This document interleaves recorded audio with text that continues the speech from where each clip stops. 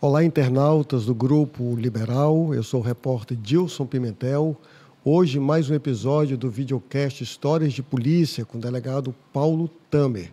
No episódio de hoje, nós vamos falar sobre o sistema penitenciário brasileiro. Nós vamos falar de população carcerária, nós vamos falar de superlotação, nós vamos falar dos desafios de ressocialização, da presença de facções criminosas nas unidades prisionais brasileiras. Delegado Paulo Tamer, bem-vindo mais uma vez. Eu começo lhe perguntando, eu queria que o senhor me falasse um pouco sobre a população carcerária brasileira, que hoje é formada por mais de 800 mil presos. Sim, Dilson. Hoje nós temos que começar dizendo que o Brasil tem a terceira maior população carcerária do mundo. Só está atrás de Estados Unidos e China. E a base da nossa população carcerária, por incrível que pareça, é de presos provisórios.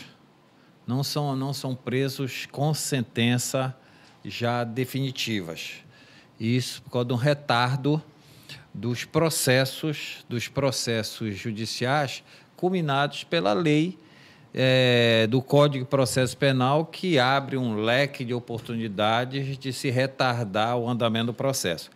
Desses 839 mil presos, 190 mil estão cumprindo medidas cautelares e 25% estão, embora nos presídios, mas ainda como presos provisórios. No estado do Pará, vamos dar exemplo do nosso estado, nós estamos com mais de 12 mil presos, 48% provisórios. 713 mulheres. Então, você vê que há uma desproporção, né? Embora os presos sentenciados sejam ainda uma maioria, mas é uma maioria diminuta em decorrência do volume de pessoas recolhidas nas mais diversas cadeias do país. Qual é o grande problema, quais são os principais problemas de você ter uma quantidade muito grande de presos provisórios nas cadeias? É o que eu falei há pouco. Já urge a necessidade de se refazer o Código de Processo Penal, para que possa se dar ao processo penal mais celeridade. O juiz, às vezes, a gente culpa muito o magistrado por ser lento, demorado, retardar o processo. Não é. A lei, o Código de Processo Penal, proporciona isso. Quando oferece uma N oportunidades de você provocar o retardo da conclusão do processo. São N oportunidades de recursos. O senhor falou agora há pouco que o Brasil tem a terceira maior população carcerária do mundo, e também o senhor tem um dado de que a cada ano aumenta a população carcerária no Brasil. Sim, são dados da Secretaria Nacional de Políticas Penais, né? O CNAP. Eles têm uma estatística onde eles afirmam uma elevação de 0,8% ano da a população carcerária. Aí a gente vê, se a população carcerária aumenta 0,8%, a criminalidade na rua está bem maior. Está bem maior do que esses 8%. É isso que eu ia perguntar. Os números mostram que no Brasil prende-se muito, mas o fato de ter muita gente encarcerada, isso está se refletindo na segurança aqui fora? No Brasil, prende-se muito e resolve-se pouco. Não basta você pegar um meliante, jogar dentro de uma cadeia. Você não está resolvendo a situação da criminalidade fora. Às vezes, você está criando mais oportunidades para que outras pessoas absorvam a ausência daquela pessoa que foi jogada dentro do presídio. Por quê? A ressocialização ela é diminuta. Por exemplo, o senhor tocou num ponto importante. O senhor tem um dado que fala que as mulheres que estão encarceradas, a maior parte delas está presa por tráfico de drogas. Então, o que acontece? Quando essa mulher é presa, quando o marido dela é preso, automaticamente ela assume esse negócio do tráfico de drogas. Exatamente, né? Mas ela assume por quê, Dilson? pela necessidade de manter o sustento da família, porque ela não tem oportunidade de trabalho. Entendeu? E tanto ela quanto o marido dela, eu te garanto que pela lei são os traficantes. Mas, na realidade, no meu entendimento, eles são o lojista do tráfico. O traficante não está preso. Porque o traficante pouco passa o produto criminal na mão dele. Ele só faz o investimento. Agora, como é que seria essa política na prática? Por exemplo, o traficante é preso e, para evitar que a mulher dele assuma esse comando do tráfico, o que o poder público poderia fazer? Já que o poder público tem inúmeras demandas. Oportunidade de trabalho. O que está faltando para as pessoas que as estatísticas apontam como de baixa renda é dar oportunidade de trabalho aos chefes de famílias e oportunidade de educação aos filhos. É isso que está faltando para o Estado brasileiro entender. Não é você criando outras facilidades, embora se faça necessário, facilidades das bolsas, dos requisitos financeiros que o governo põe à disposição, mas também criar oportunidade de trabalho para essas pessoas, oportunidade dos filhos dessas pessoas estarem em escolas, estudando, em vez de estar na rua aprendendo o que não deve muito cedo. Queria que o senhor nos falasse um pouco sobre as características do sistema prisional brasileiro. Uma dessas características é a superlotação. A superlotação e a insalubridade do sistema carcerário brasileiro, ele gera uma imensa dificuldade à ressocialização. Vamos tocar num ponto da insalubridade. Hoje, o Infopem, ele atesta que 20% da população carcerária do Brasil é portadora do HIV. Para ver o estado, vamos falar no português, claro, de imundície, que é um presídio. Entendeu? De falta de controle mínimo, que é a higiene dentro de um presídio. Tá? Bom, com relação à socialização, nós vamos de novo voltar à superpopulação carcerária, mas vamos voltar também à falta de investimento em educação, que provoca essa superpopulação, que a pessoa, não tendo educação externa e não tendo como educar dentro do presídio também, isso provoca obstáculos na ressocialização. Um ponto, no meu entendimento, de suma importância que afeta a ressocialização é a ociosidade. O preso, embora lá na frente a gente vai ver que a lei prevê oportunidade de trabalho, mas a ele não é dado esta oportunidade. Então, ele fica ocioso dentro das penitenciárias, pensando na prática de crimes. E alguns crimes até para sobreviver dentro da penitenciária. E a presença de facções criminosas. Hoje, os nossos presídios, a nível de Brasil, são depósitos. Não passam de meros depósitos. Nós devíamos ter presídios especializados de acordo com o índice ou com o crime que aquela pessoa praticou. Você faz uma mistura tão grande de criminosos, de modalidades de criminosos dentro do presídio, que acabam ali eles participando de aulas, como praticar outros crimes. Foi uma das grandes falhas da época dos governos militares, que pegou os ditos presos políticos e misturou com os presos comuns. E os presos comuns começaram a aprender a se organizar. Hoje nós temos as organizações criminosas. E a organização criminosa não significa dizer juntar várias pessoas. É organização empresarial criminosa. Porque eles têm tino administrativo, tino financeiro, fazem perspectivas do que fazer, onde fazer e como fazer. Então, as unidades prisionais se tornaram realmente faculdades do crime. Faculdades, pós-graduação, mestrado e doutorado do crime.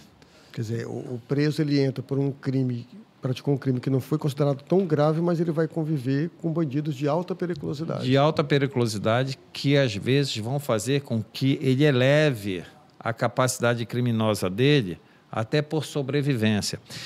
Eu vou te dar um dado da minha atividade policial. Quando o diretor da cremação, da seccional cremação, houve uma rebelião com uma morte. E a pessoa de dentro da cela da rebelião que se apresentou como autora do crime, nós sabíamos que não tinha sido ela. Mas ela foi forçada a assumir aquele crime até para sobreviver. Se não assumisse, iria morrer. Poderia morrer lá dentro. Mas através de várias investigações e outras informações que nós recebemos, nós conseguimos mostrar que essa pessoa, embora tendo se acusado, como tendo sido o autor daquele fato, não foi ele. O senhor também tem um levantamento que aponta que 46% da população carcerária acaba, depois de ter saído, retornando ao cárcere. São dados do núcleo de estudo da violência da USP. Eles têm dados, e esses dados, eles mesmos dizem que não são definidos, até porque não há uma política voltada a este respeito, à apuração, uma política de Estado, voltada à apuração de qual o percentual de ressocialização, aquele que não se ressocializa, aquele que não tem mais jeito mesmo. O Estado brasileiro não tem este direcionamento, embora tenha o Infopem, a Secretaria Nacional de Políticas Penais, mas direcionar não tem. Então, a USP, esse núcleo da USP diz que 46% retornam ao cárcere. 54% está indefinido, entendeu? Quanto ao restabelecimento ou a ressocialização desse preso, está indefinido, porque às vezes ele não retorna ao cárcere, mas não está ressocializado. Ele talvez tenha ido praticar seu crime em outro lugar, ou tenha participado da escola do crime dentro do presídio, já esteja num outro grau de liderança, já não seja, vamos supor, um soldado do crime, mas um articulador do crime. Então, por isso que está dentro desses 54% indefinido. Mas o núcleo se reporta que 70% das pessoas que estão cumprindo pena já cumpriram outras penas, já participaram de outros crimes, já tem sentença condenatória por outros crimes. Quer dizer, são números muito relevantes que o Estado brasileiro tem que se preocupar, tem que estudar, porque o custo de uma ressocialização, custo financeiro de uma ressocialização, é bem menor do que o custo financeiro da manutenção de uma pessoa dentro do presídio. Esse dado que o senhor acabou de me dar, de que 70% dos que estão cumprindo pena já cumpriram penas em outros momentos, qual é a leitura que o senhor faz sobre isso? E para a polícia, qual é o sentimento que fica? É o de enxugar gelo?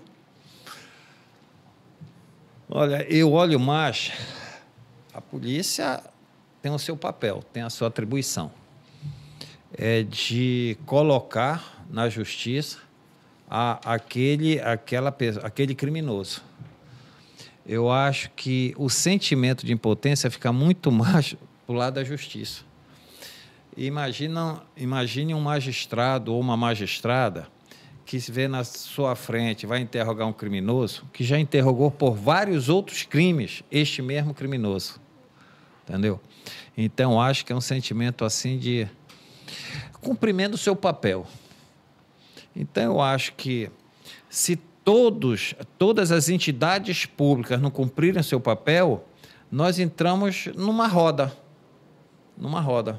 Vai lá embaixo, volta e cai fica na mesma situação. Não há uma progressão efetiva da responsabilidade do Estado brasileiro, que não é só punir, mas devolver esta pessoa à sociedade ressocializado, entendeu? E não há isso. Ele não passa da punição, não ressocializa. O senhor também defende a reformulação da lei de execução penal. Por quê? Muito embora a lei de execução penal preveja em vários dispositivos que o preso tem direito ao trabalho, mas ele não pode ser forçado a trabalhar por força constitucional. ele não pode exercer uma atividade laboratorial decorrente de uma previsão de sanção, ou física ou psicológica. Então, embora vários dispositivos da lei prevejam que o preso pode e deve trabalhar, mas isso depende do preso querer e do diretor do estabelecimento achar que ele tem aptidão ou está preparado para exercer uma atividade laboratorial. Quer dizer, o preso ele pode optar em não trabalhar. Pode optar pela ociosidade. O pior é isso. Que é um dos principais problemas também. É um dos principais problemas dos nossos presídios. E também nós temos o dispositivo em que diz que entidades públicas e privadas podem celebrar convênios com o governo estadual, federal e municipal para usar mão de obra do sistema carcerário. Eu não tenho notícia de um convênio desse celebrado. Não tenho.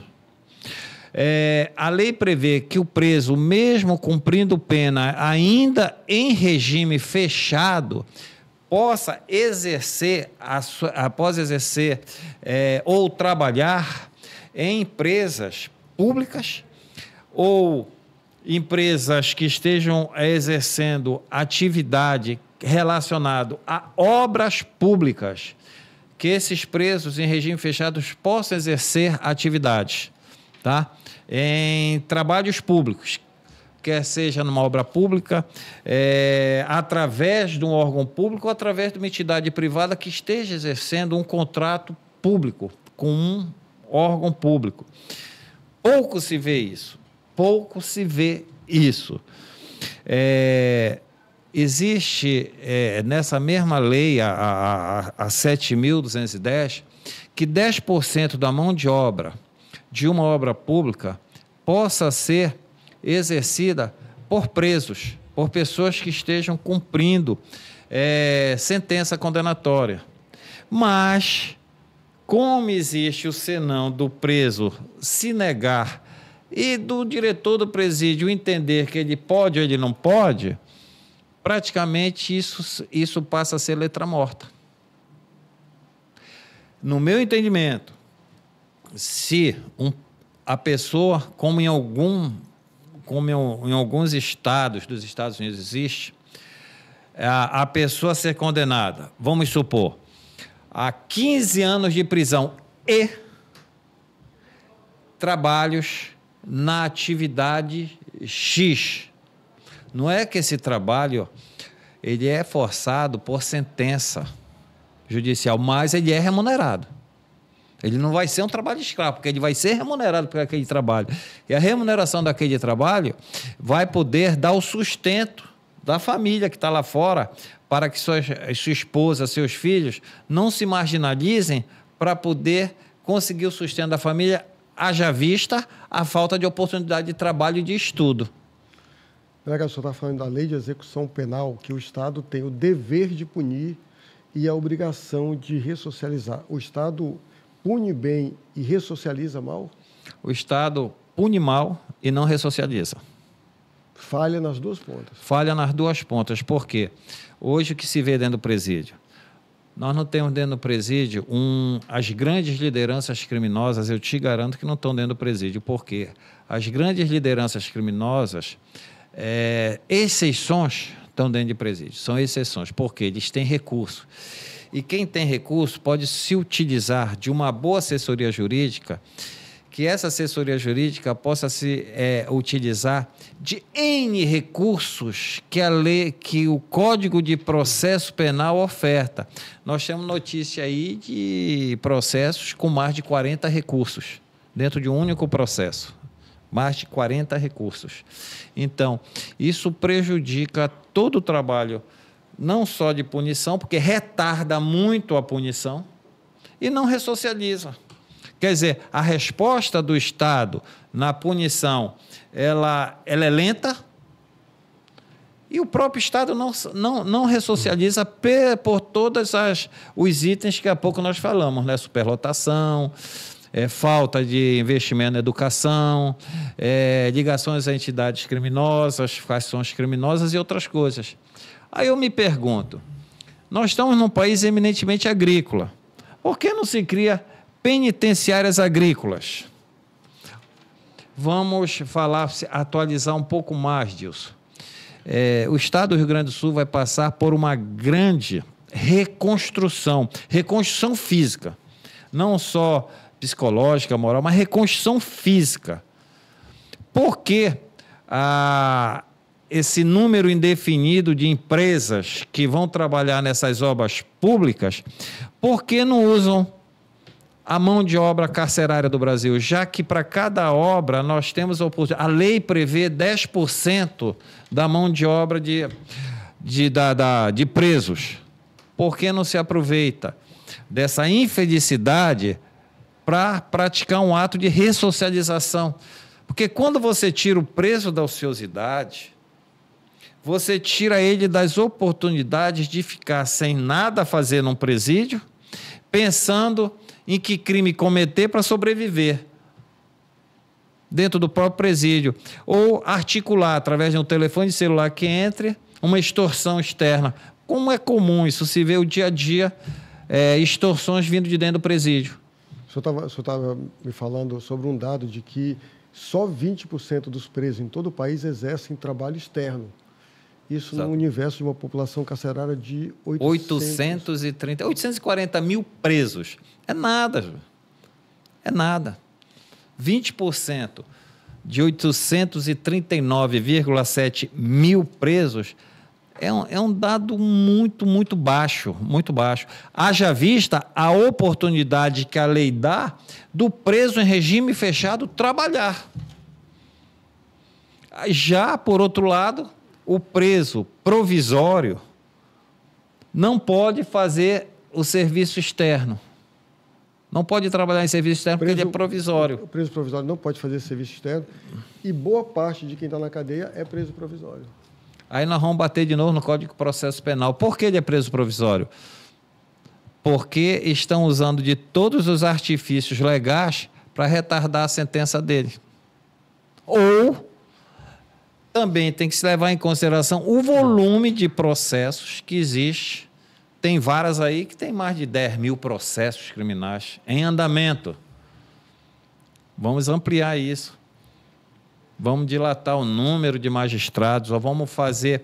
Eu já vi vários esforços concentrados para tirar presos do presídio, que não estão sentenciados. E são presos que retornam. Entendeu? Os multirões da justiça. Por que não se faz o multirão, em vez de tirar, mas para sentenciar? Para concluir o processo. Recentemente houve uma polêmica muito grande sobre saída temporária de preso, sobre a saidinha. Qual é a sua opinião sobre isso? Primeiro, é um direito de lei. Fechou. Segundo, o que eu vejo é que não há uma triagem. Essa saidinha temporária, não há uma triagem naquelas pessoas que realmente merecem, por comportamento, essa saidinha. E outra coisa, tem presos que mesmo que tenham bom comportamento dentro do presídio, mas o crime que levou ele para dentro do presídio não comporta uma saidinha temporária. Porque, veja bem, imagina um serial killer com uma saidinha temporária. Eu acho que não existe coerência, que nessa saidinha temporária ele pode matar um, já que aí tem problemas psicopáticos, de psicopatia com crime. Entendeu? Um estuprador, entendeu? Um traficante. Ele vai sair o quê? Vai aproveitar, fazer um tráfico rápido para voltar. Eu acho que falta uma reformulação geral em toda a legislação que envolva a ressocialização do preso. Porque, veja bem, a Lei 7.210, que é a Lei de Execuções Penais, ela é de 1994, de julho de 1994. Daqui a 2 meses ela vai estar fazendo 40 anos. Se nós temos vários institutos de pesquisa que mostram a elevação anual do número de presos, mostra a elevação da criminalidade, como é que nós podemos ter uma lei estática em 40 anos? Uma lei que, a meu ver, entendimento pessoal meu, se conflita com a Constituição na questão do trabalho.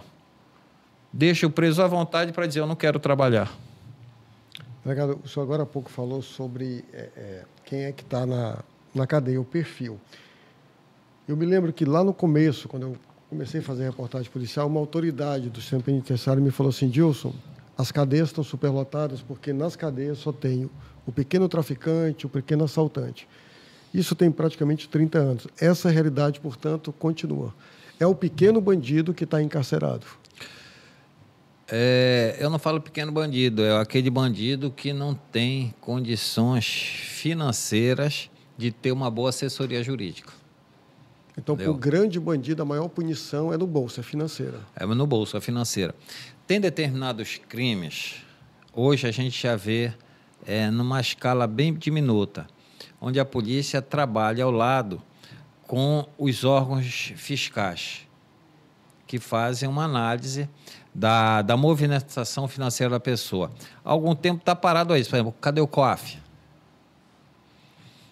O COAF, no meu entendimento, ele foi instituído, ele foi criado para analisar uma movimentação anormal financeira, para ver se essa movimentação anormal procedia de uma atividade criminosa. Hoje a gente só se vê o COAF trabalhar nos últimos anos para ver a atividade financeira política.